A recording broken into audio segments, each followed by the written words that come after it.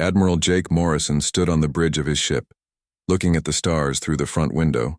His fleet was not pretty to look at.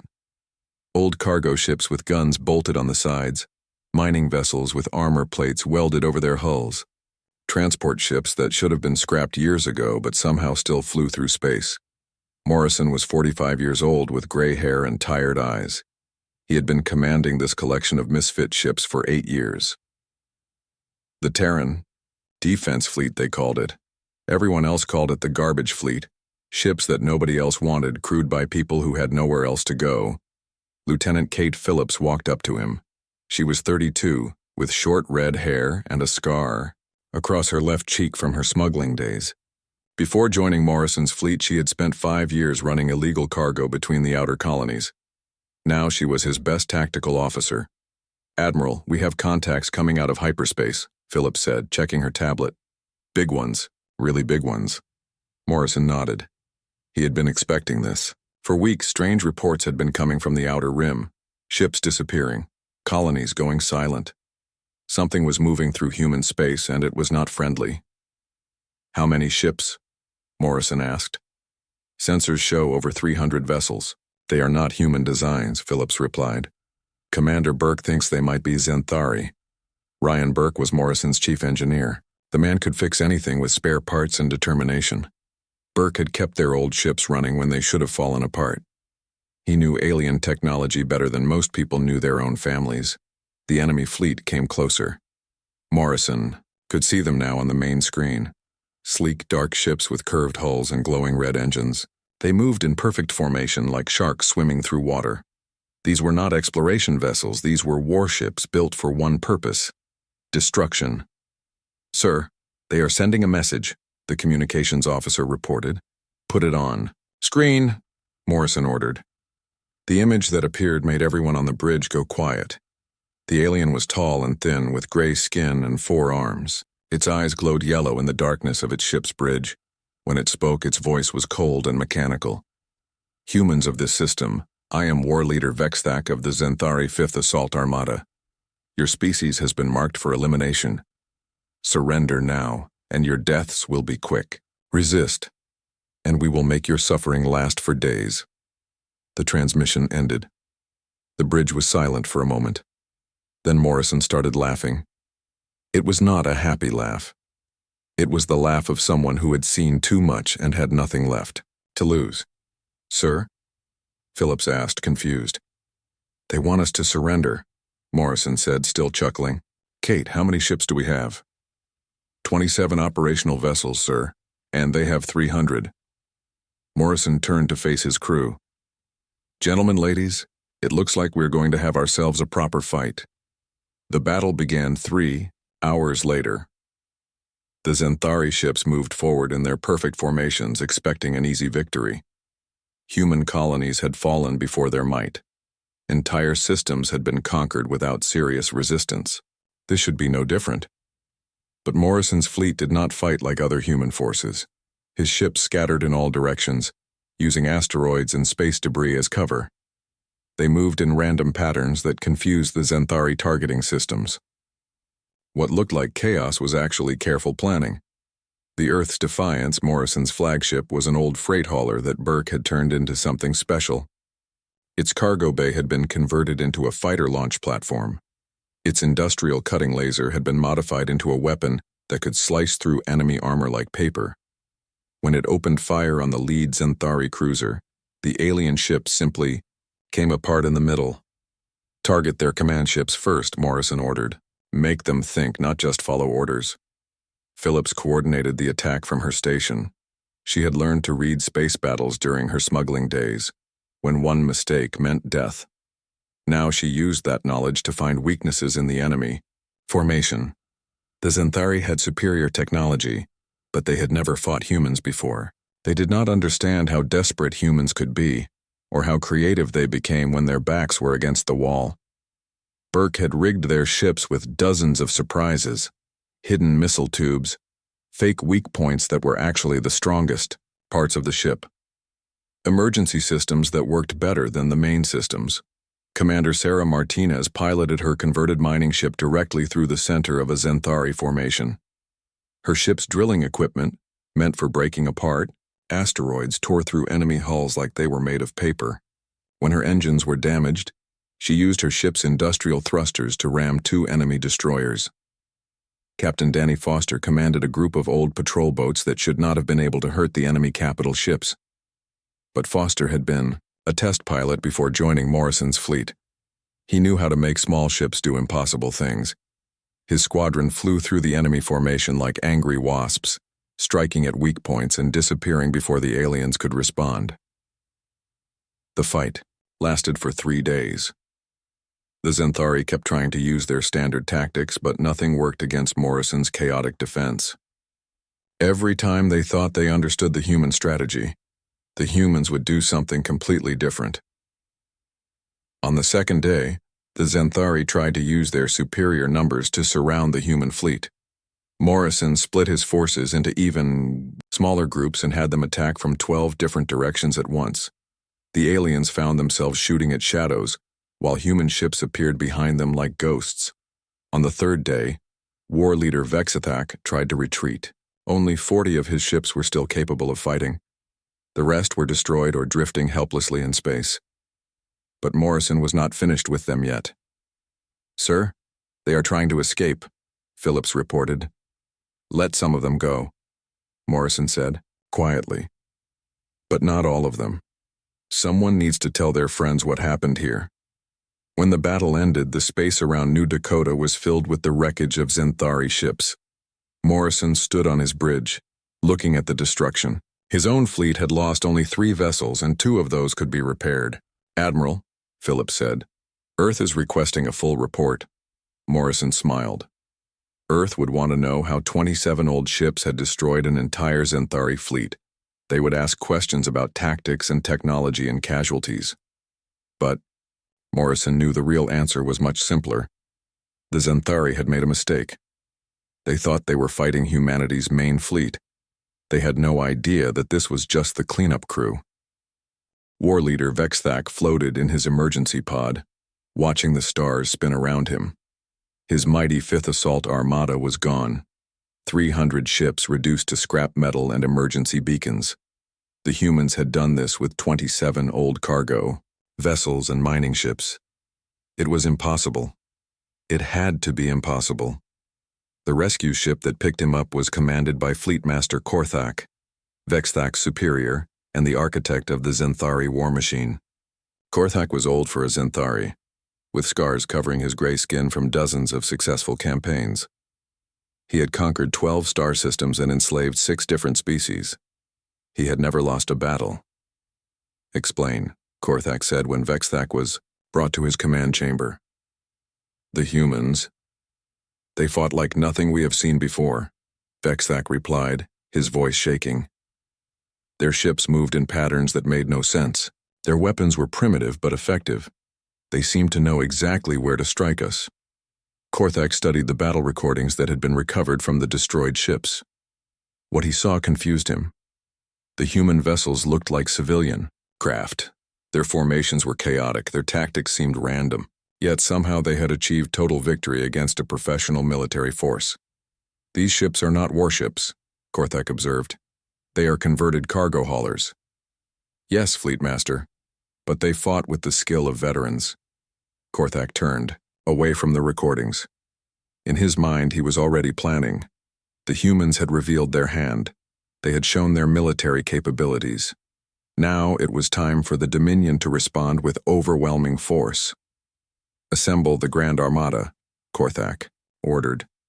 "I want every available ship, every elite unit, every weapon we have developed. The humans will pay for this humiliation with the extinction of their entire species." Meanwhile, Admiral Morrison was traveling toward Earth for the first time in 15 years. His journey took him through star systems he had not seen since his early days in the service. What he found surprised him. The outer colonies he remembered as struggling settlements had grown into thriving worlds. Space stations that had been small outposts were now massive installations. Trade routes that had been empty now bustled with traffic. Humanity had been busy during his years on the frontier. At Mars Station, Morrison met with Colonel Helen Brooks, an old friend from his academy days. Brooks was now in charge of logistics for the inner systems. Over dinner, she told him things that made him think differently about the war.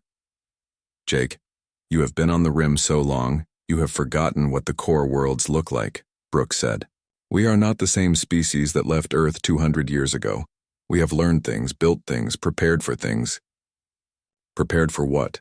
Morrison asked. "For exactly what just happened to you out there." Brooks took Morrison on a tour of the Mars shipyards. What he saw there made his victory against the Zenthari seem small. Massive construction bays stretched for kilometers. Ships were being built that made his old freight haulers look like children's toys. Workers moved with the efficiency of people who had been doing the same job for years. "How long has this been going on?" Morrison asked. "Since the first day we left the solar system," Brooks replied. "We knew we would meet hostile species eventually. We decided to be ready for them." On Luna Station, Morrison met with Fleet Admiral Lisa Carter. Carter was a legend in the service. She had commanded the exploration fleets that opened the first colonies. She had negotiated the trade agreements that made human expansion possible. For the last 10 years, she had been running what most people thought was a boring desk job. The truth was very different. "Admiral Morrison," Carter said as they sat in her office overlooking Earth, "you have just fought the first battle of a war that has been planned for decades. Your defense fleet was never meant to win major battles. It was meant to learn about our enemies and buy time for the real military to arrive." Carter activated a holographic display that showed the local area of space. Red dots marked Zenthari positions. Blue dots showed human colonies and installations, but there were also green dots that Morrison did not recognize. "What are the green markers?" he asked. "Fleet positions," Carter replied simply.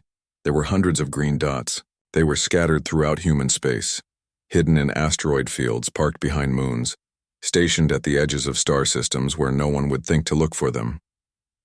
"How many ships?" Morrison asked quietly. "The first Terran battle fleet has 800 vessels," Carter said. "All purpose-built warships, all crewed by volunteers who have trained for this war their entire careers. The fleet you just fought with represents less than 1% of our actual military capability." Morrison stared at the display. The implications were staggering. While he had been fighting pirates and smugglers on the frontier, humanity had been building a war machine that could challenge any power in the galaxy. "The Zenthari will respond to your victory," Carter continued. "They will send everything they have, expecting to face the same force that destroyed their Fifth Armada. Instead, they will encounter the First Fleet." "And after that?" Morrison asked. Carter smiled. It was not a pleasant smile. It was the smile of someone who held all the cards and was waiting for the right moment to play them. "After that, Admiral, they will learn that the First Fleet is just the beginning." Back in Zenthari space, Korthak was assembling the largest invasion force in his species' history. 3 battle groups comprising over 2,000 ships. The elite Crimson Guard, warriors who had never known defeat. Weapons that could crack planets and burn stars. The Grand Armada would sweep through human space like a cosmic storm. Every human world would be destroyed. Every human ship would be turned to vapor. The species that had dared to humiliate the Zenthari Dominion would be erased from history. As his ships prepared for departure, Korthak studied intelligence reports about human military capabilities. The reports showed a species spread thin across hundreds of worlds. Their military consisted of converted civilian vessels and volunteer militias. They had no major shipyards, no professional armies, no weapons of mass destruction. The intelligence was wrong. It had been wrong for decades. While the Zenthari had been conquering primitive species and fighting easy wars, humanity had been watching and learning and preparing. They had built their real military in secret, hidden it in places where enemy scouts would never look, trained their crews in facilities that did not officially exist. The Zenthari were about to discover that defeating one human fleet had only revealed the existence of 10 more.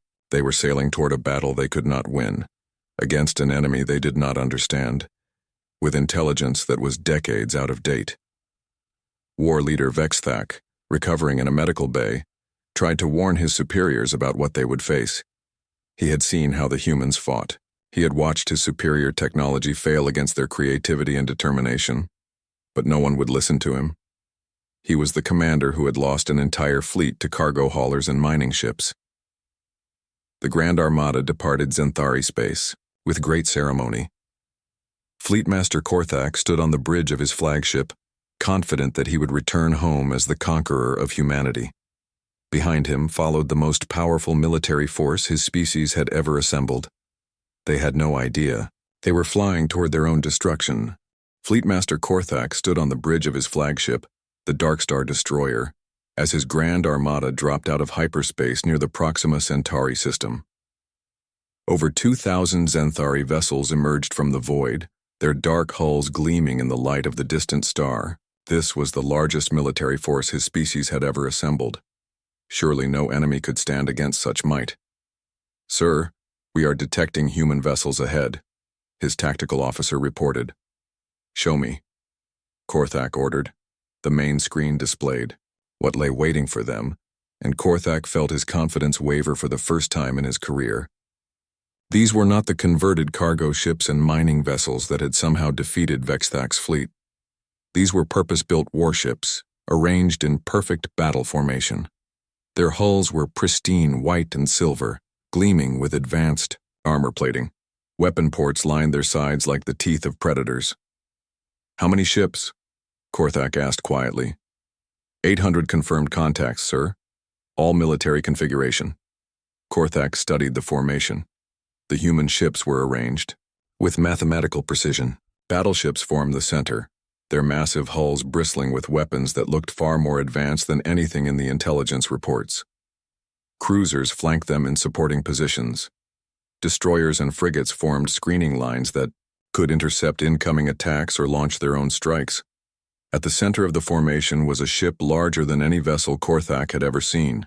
It was easily twice the size of his own flagship, its hull covered with weapon systems and sensor arrays. This was not the product of a primitive civilization. This was the work of a species that understood war on a level that terrified him. "Sir, we are receiving a transmission from the human fleet," his communications officer announced. "Put it through," Korthak replied, trying to keep his voice steady. The image that appeared on his screen showed a human female with graying hair and intelligent eyes. She wore a uniform that spoke of decades of service and countless battles. Behind her, the bridge of her ship hummed with activity as dozens of officers worked at their stations with calm efficiency. "I am Fleet Admiral Lisa Carter of the 1st Terran Battle Fleet," the human said. Her voice was steady and professional, without a trace of fear or uncertainty. "You are Fleet Master Korthak of the Zenthari Dominion. We have been expecting you." Korthak felt a chill run through his body. They had been expecting him. How was that possible?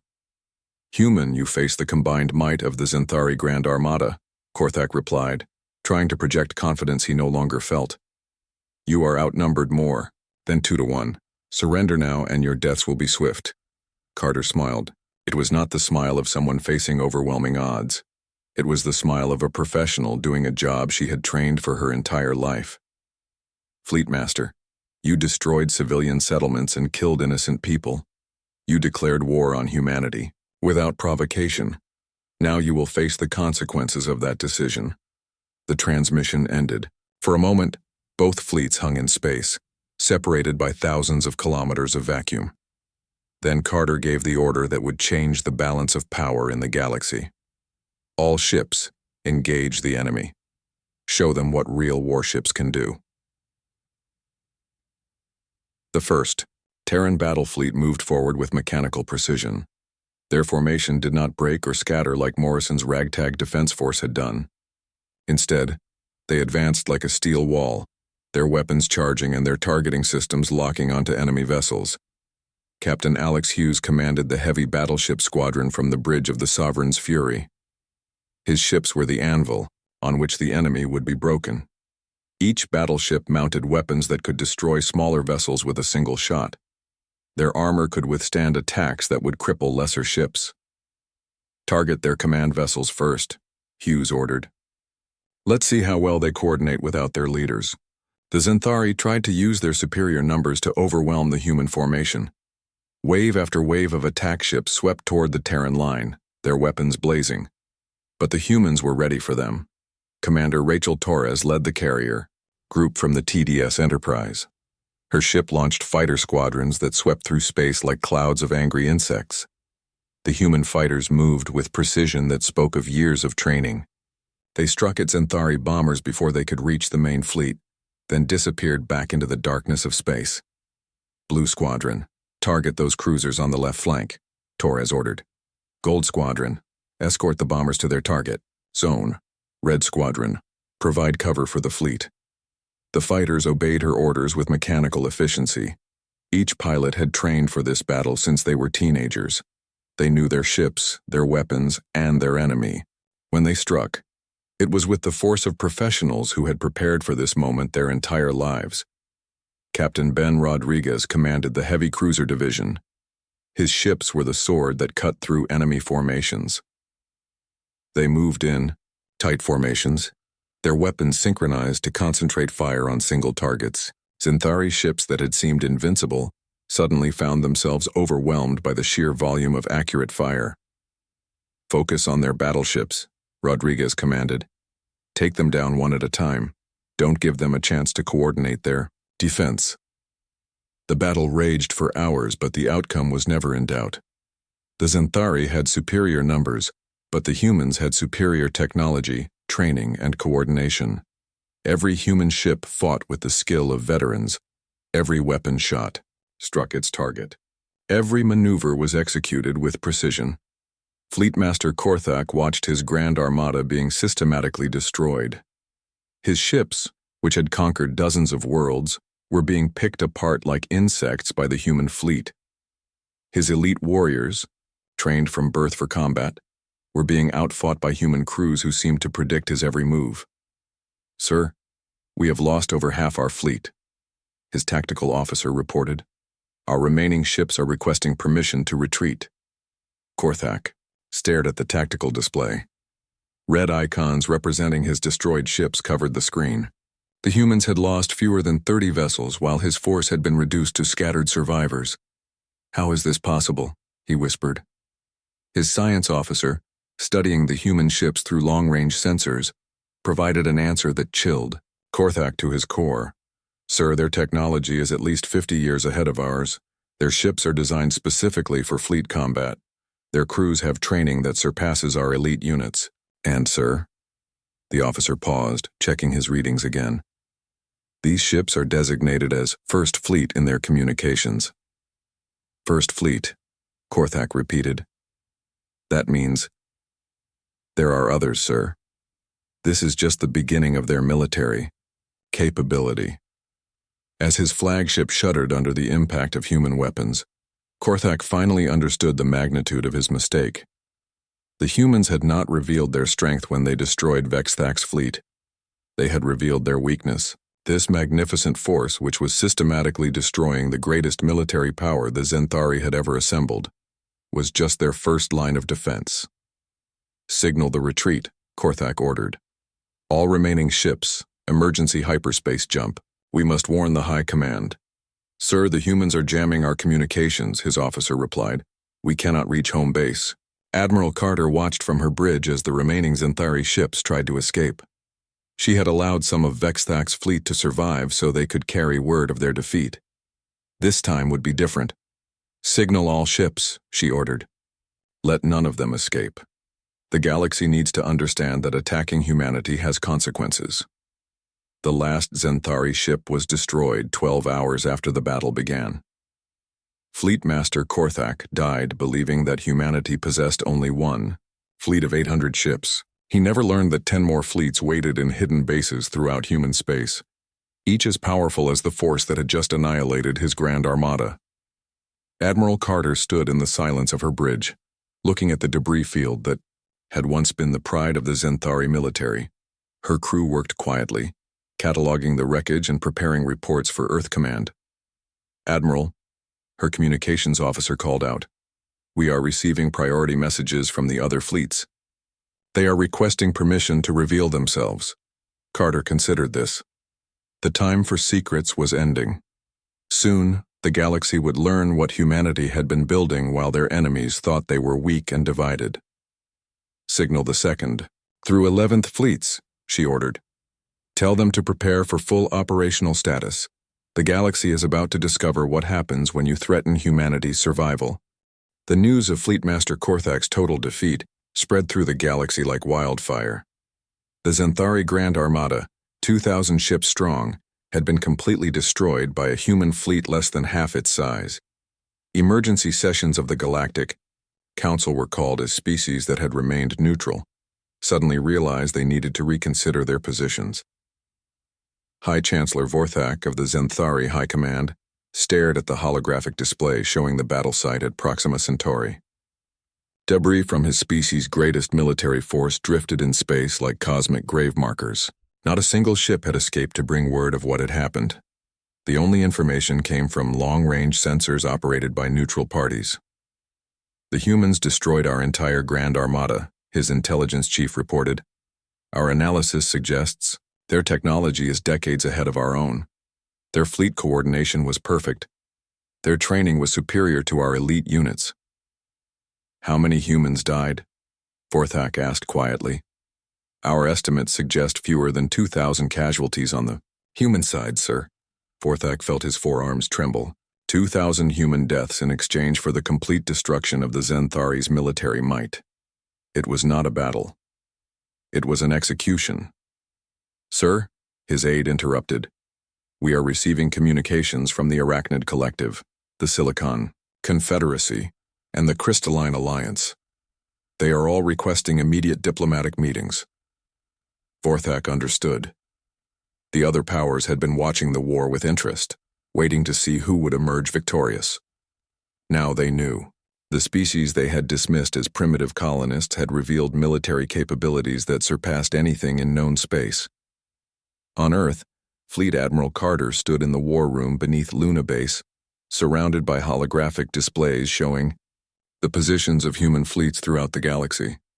What she saw there would have terrified any enemy commander who understood its implications. Begin Operation Thunder Response, Carter ordered. Throughout human space, hidden shipyards that had been disguised as civilian installations began launching vessels that had been held in reserve for decades. The Second Fleet emerged from asteroid bases in the Vega system. The Third Fleet revealed itself from hidden positions in the Orion Nebula. One by one, 10 more battle fleets began moving toward assembly points. Each fleet was as powerful as the force that had destroyed the Zenthari Grand Armada. Each was commanded by officers who had spent their careers preparing for galactic war. Each was equipped with technology that made the ships of other species look primitive by comparison. Admiral Morrison, now promoted to command the 12th Fleet, watched his new command assemble at a rendezvous point beyond the Outer Rim. His old defense fleet had been incorporated into a massive formation that stretched across several star systems when fully deployed. The ships under his command were no longer converted cargo haulers. They were purpose-built warships with capabilities that amazed even him. Sir, the fleet is ready for operations, reported his new tactical officer, Colonel Kate Phillips. Her promotion had come with her transfer to Fleet Command, and she now coordinated the movements of over 800 vessels. How does it feel, Kate? Morrison asked, going from 27 old cargo ships to 800 brand-new warships? Phillips smiled. It feels like we have been playing a game with most of our pieces hidden, Admiral. Now it's time to put them all on the board. The psychological impact on other species was immediate and profound. The Arachnid Collective, which had been considering an alliance with the Zenthari, immediately opened diplomatic channels with Earth. Their insectoid ambassador arrived at Luna Station within days of the battle, bearing offers of trade agreements and non-aggression pacts. We have observed your military capabilities, the Arachnid ambassador clicked in its translated speech. Our collective wishes to establish friendly relations with your species. We have much to offer in terms of technology and resources. Fleet. Admiral Carter received the ambassador in her office with Earth hanging in the space beyond the windows. She listened politely to the offer, knowing that just weeks earlier, the Arachnids had been preparing to join the war against humanity. We appreciate your interest in peaceful relations, Carter replied. However, we will need guarantees that your species will not support any future aggression against human colonies. The Silicon Confederacy, masters of defensive warfare who had held their borders against all comers for centuries, sent their own envoys. Their crystalline representatives studied human fleet tactics with the intensity of beings who understood that their own defensive strategies might not be sufficient against such overwhelming force. Even the mysterious void dwellers, energy beings, who rarely communicated with organic species, transmitted messages expressing interest in formal relations. The galaxy's power structure was shifting, and everyone wanted to be on the winning side. Captain Ryan Burke, now chief engineer of the combined human fleets, worked from his new position aboard the command ship Humanity's Pride. His task was coordinating the technical systems of over 8,000 vessels spread across dozens of star systems. The logistics alone would have been impossible for any other species. Admiral Carter, Burke reported during a fleet commander's meeting. Our analysis of captured Zenthari technology shows that we maintain significant advantages in all categories. Their weapon systems are approximately 30 years behind our current capabilities. Their defensive measures are inadequate against our current generation of weapons. What about their allies? Asked Admiral Helen Brooks, now commanding the Fourth Fleet. The Arachnid Collective uses biological technology that is innovative but fragile, Burke replied. The Silicon Confederacy has excellent defensive systems, but limited offensive capabilities. The Crystalline Alliance has advanced energy weapons but poor mobility. None of them individually pose a significant threat to our fleets. And if they work together? Carter asked. Burke smiled. It was the smile of an engineer who had spent decades solving impossible problems. Then we reveal the rest of our capabilities. The revelation that stunned the galaxy was not just the existence of 11 human battle fleets. It was the discovery that human civilian infrastructure had been designed as military support from the beginning. Cargo ships could be rapidly converted to troop transports. Mining vessels could become mobile weapon platforms. Scientific stations could transform into communication and sensor networks. Captain Amy Sullivan, commanding the 7th Fleet, had been a trade coordinator before the war. Her knowledge of commercial shipping routes now allowed her to position supply lines that could support military operations across the entire galaxy.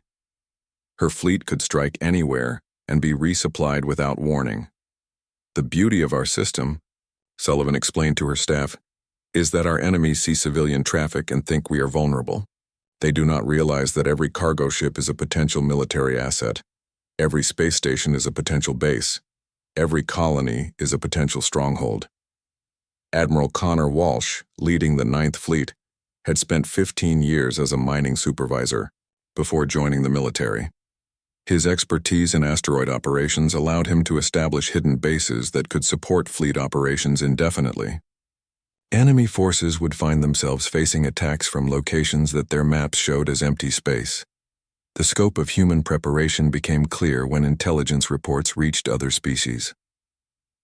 Humanity had not just built 11 battle fleets. They had converted their entire space-based civilization into a military machine that could be activated when needed. Every human colony was a potential military base. Every trade route was a potential supply line. Every civilian vessel was a potential warship. The Zenthari High Command, faced with the complete destruction of their military might, attempted to negotiate a surrender. Their envoys arrived at Earth offering territorial concessions, war reparations, and guarantees of future peace. Fleet Admiral Carter received them in the same office where she had met the other ambassadors. But her response was different. Your species declared war on humanity without provocation, Carter said coldly. You attacked civilian settlements and murdered innocent people. You attempted genocide against our entire species. There will be no negotiations until you surrender unconditionally and submit to human authority. The Zenthari ambassador, war leader Thexval, tried to maintain his dignity. You cannot expect the Zenthari Dominion to surrender completely. We are still a powerful force in this galaxy. Carter activated her holographic display, showing the positions of human fleets throughout local space. 11 blue icons indicated fleet positions. Each one represented 800 warships and thousands of support vessels. War leader. You no longer have a single operational military vessel, Carter said quietly. Your Grand Armada was destroyed. Your remaining forces are obsolete. You have two choices: surrender unconditionally, or face the combined might of all 11 human fleets. Thexaval stared at the display. 11 fleets, nearly 9,000 warships, each more advanced than anything his species had ever built. The humans had not just defeated the Xanthari military. They had revealed that they possessed enough firepower to conquer half the galaxy if they chose to do so. We will need time to consider your terms, Thexaval said weakly. You have 24 hours, Carter replied. After that. The Xanthari surrender lasted exactly 18 hours. High Chancellor Vorthak, desperate to save what remained of his crumbling empire, sent secret messages to 7 other species throughout the galaxy.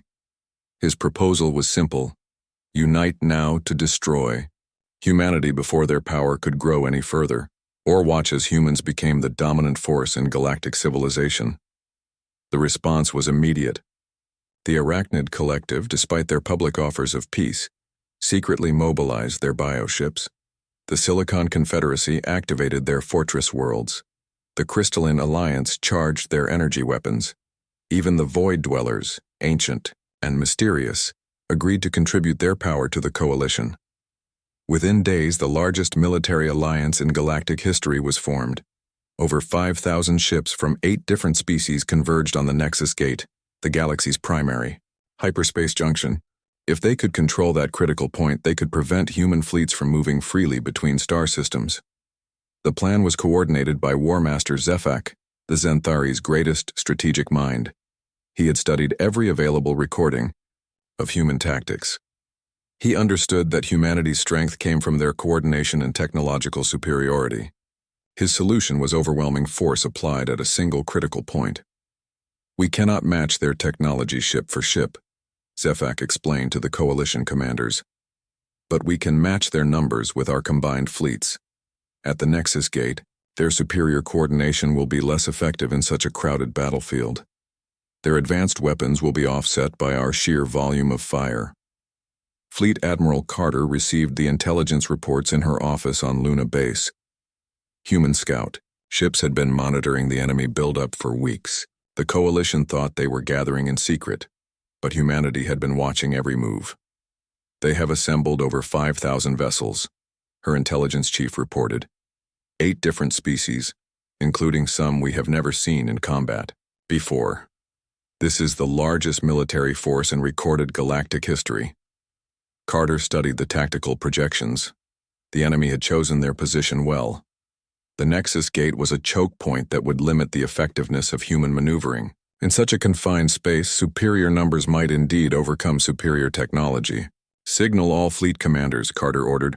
Full operational deployment. This is not a battle, gentlemen and ladies. This is the war that will determine the future of the galaxy. For the first time since the war began, all 11 human battle fleets moved toward the same target. The sight was magnificent and terrifying. Nearly 9,000 human warships, their white and silver hulls gleaming in the light of distant stars, converged on the Nexus Gate like an avalanche of metal and energy. Admiral Morrison, commanding the 12th Fleet, felt a mix of excitement and apprehension as his ships joined the massive formation. His journey from commanding 27 old cargo haulers to leading 800 state-of-the-art warships seemed impossible, but the evidence surrounded him in the form of the largest military force humanity had ever assembled. "Sir, we are approaching the rally point," Colonel Phillips reported. "The other fleets are already in position." Morrison looked at his tactical display.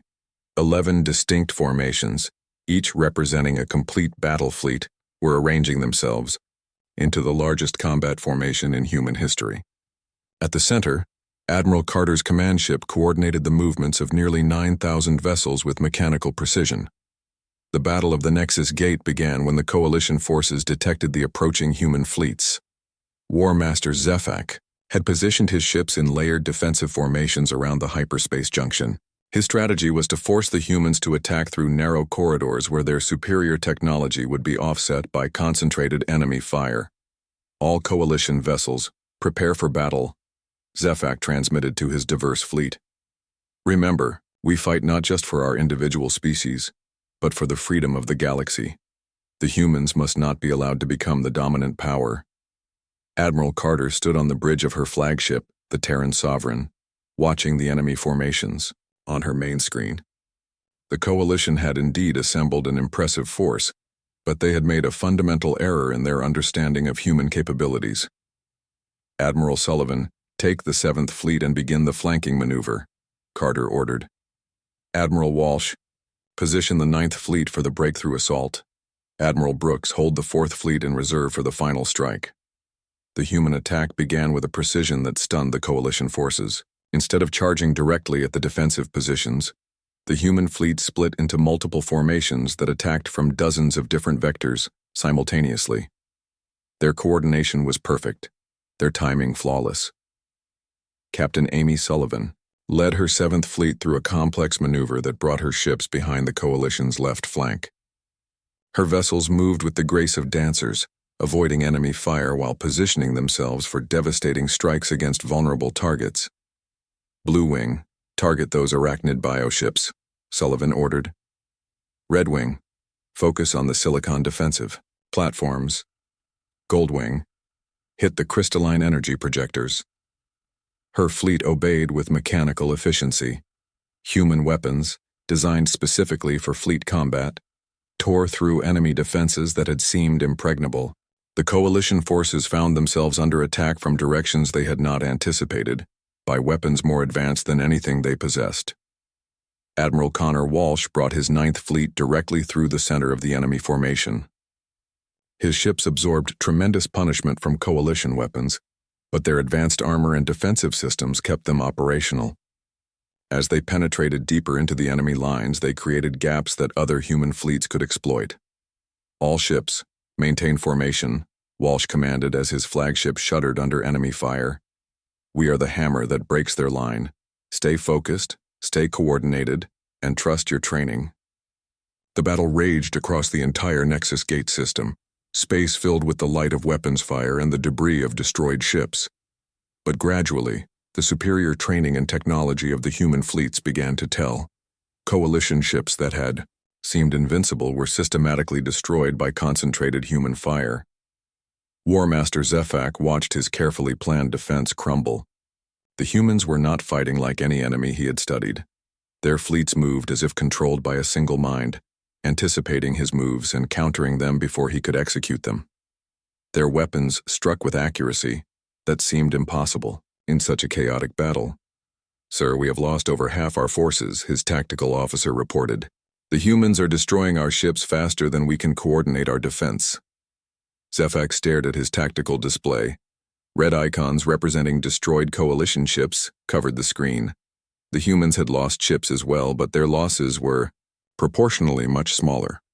More importantly, their remaining vessels continued to fight with undiminished effectiveness.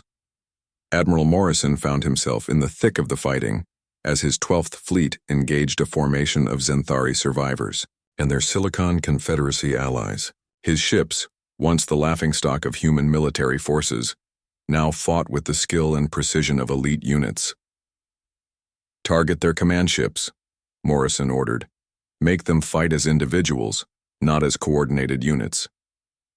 Kate Phillips, now his fleet tactical coordinator, smiled as she watched the enemy formation dissolve into chaos. "Sir, remember when we thought 27 old cargo haulers was a respectable fleet?"